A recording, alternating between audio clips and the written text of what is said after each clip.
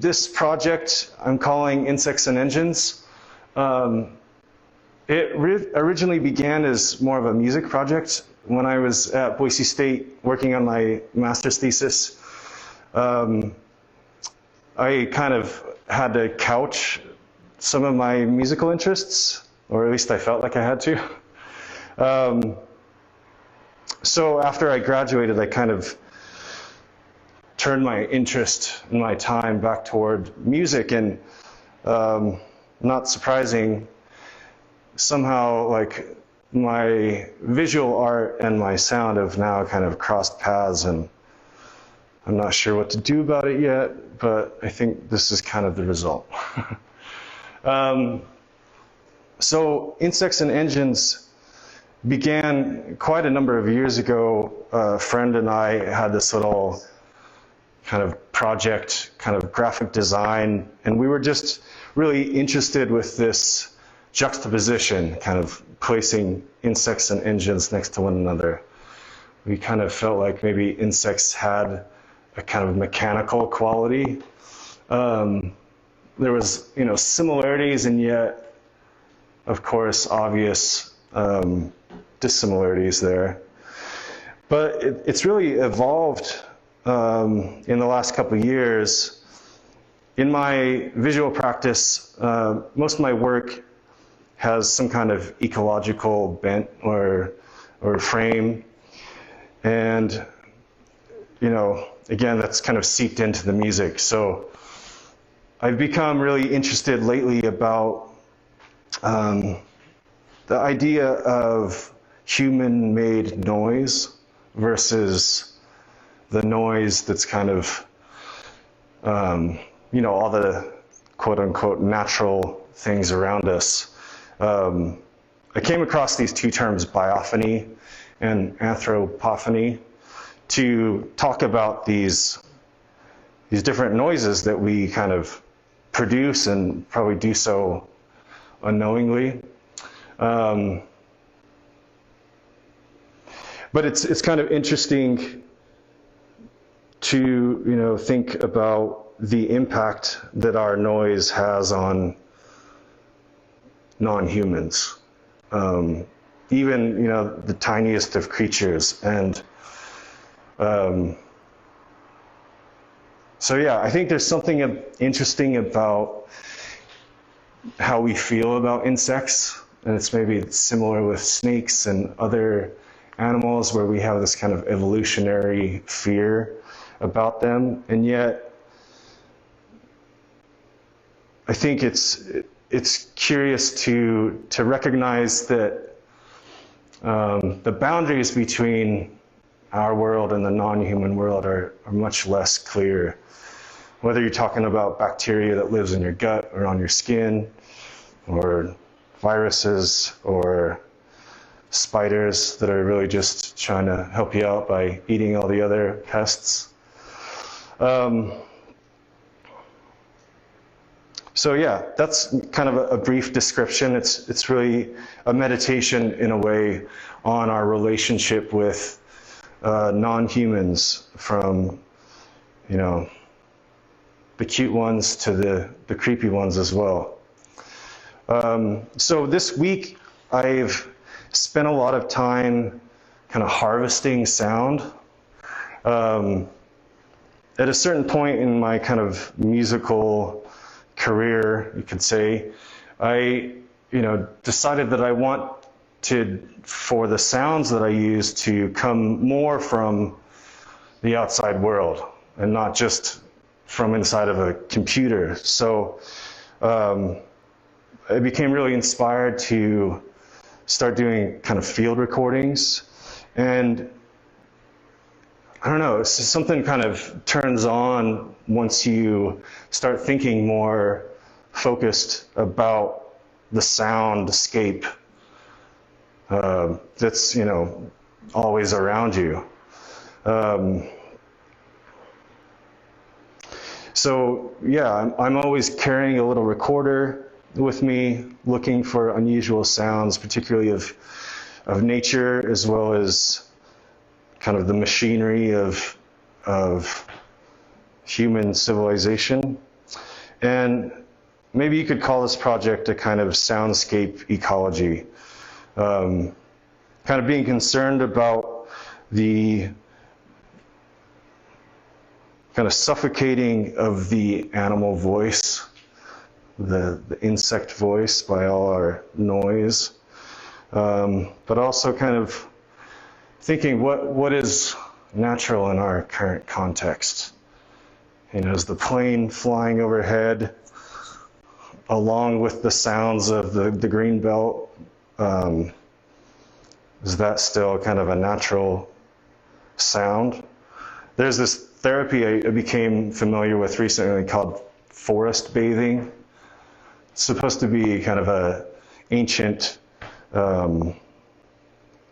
practice to go out into nature, and something about the sounds of nature being therapeutic and calming. And I think, that makes sense. If you've been out hiking, there's definitely something calming about it, but it doesn't seem like there's anywhere that we can go nowadays where we're free from the plane flying overhead, or the power lines, or the cars kind of humming off in the distance. Here I have a reel-to-reel picked up at Goodwill online. Check it out if you don't know about it. And one of the first sounds that I kind of became preoccupied with when I got here was, the traffic on Chinden. And I went and sat at a park bench with my little audio recorder and just recorded the sounds of the passing cars. There's something, especially when you hear it either with headphones or in the space, is at once like the ocean, kind of calming, and yet, I don't know, at the same time a little disorienting. My anticipation with this is to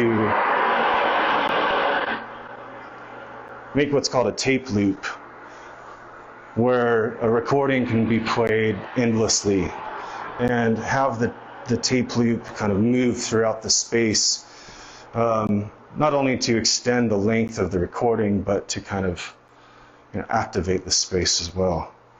Below here, I have projected a video that's, like the objects and like the sounds, kind of just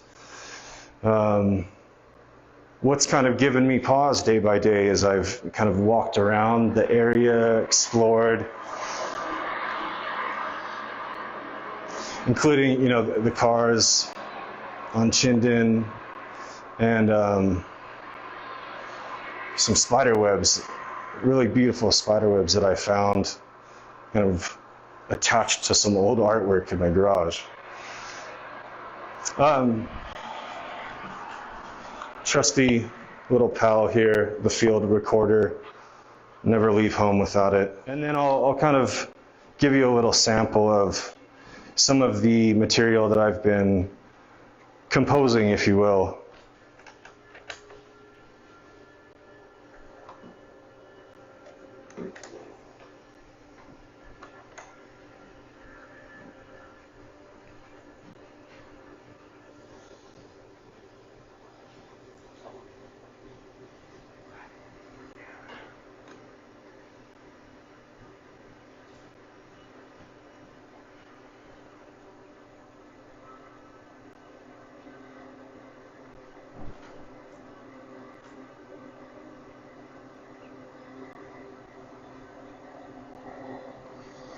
Probably recognize this. But like I said, the tape is really playable, and you can really easily kind of change the pitch, slow it down, speed it up.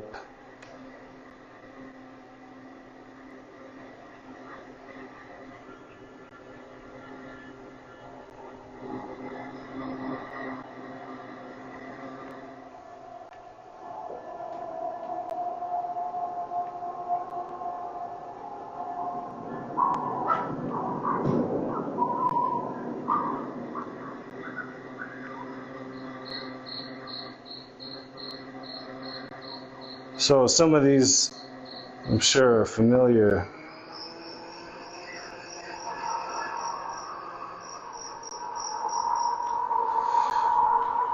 This was a recording of some birds that I came across at Stack Rock. Apologies, I don't know what kind of bird they were. And they were all kind of having it sounded like an argument. But it was kind of really interesting for me to see that when I pitched it down, I don't know, to me it almost felt like it resembled a choir. So I like taking sounds and kind of obscuring them, making them not like immediately able to identify, but kind of slowly revealing themselves.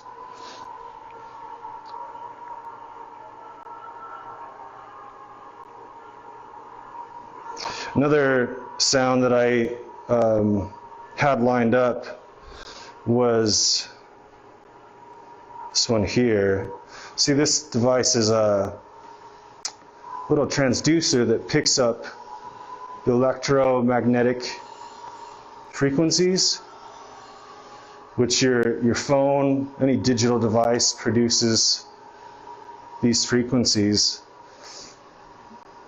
I've read that it may be these kind of frequencies that confuse animals, insects, and disrupt their flight patterns. But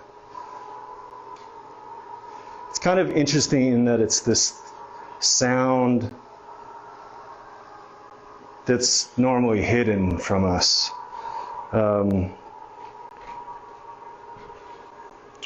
So a few more, sounds that I've been working with. I have a contraption here that I've made that's kind of like a sound laboratory, you could say. It kind of allows me to get really unusual sounds.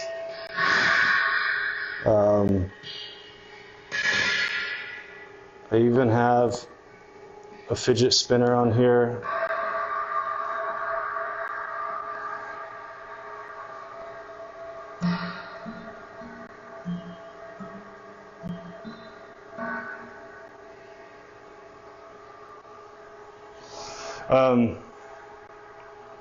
And then you may have seen these little toys. I bought these for my son. Hex bugs, they're called. But I realized that they were really great for kind of exciting surfaces to kind of produce an interesting sound. Let me see if I can get this pulled up.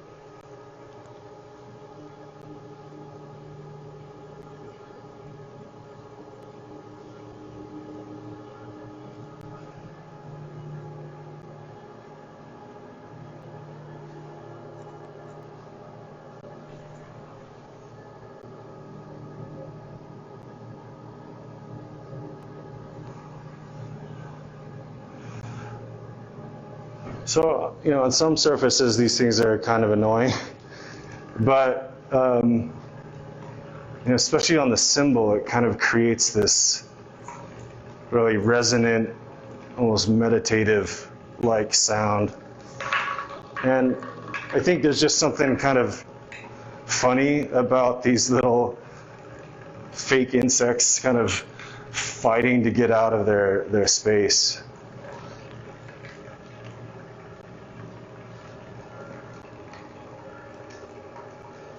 Here I have a lap harp. It's kind of like a guitar in a lot of ways, but a little easier to carry around.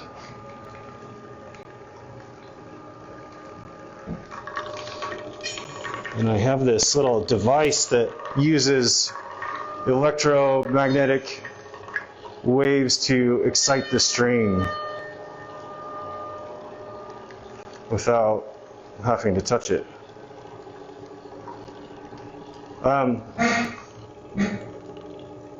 Let me give you a quick sample of kind of what all this sounds like together.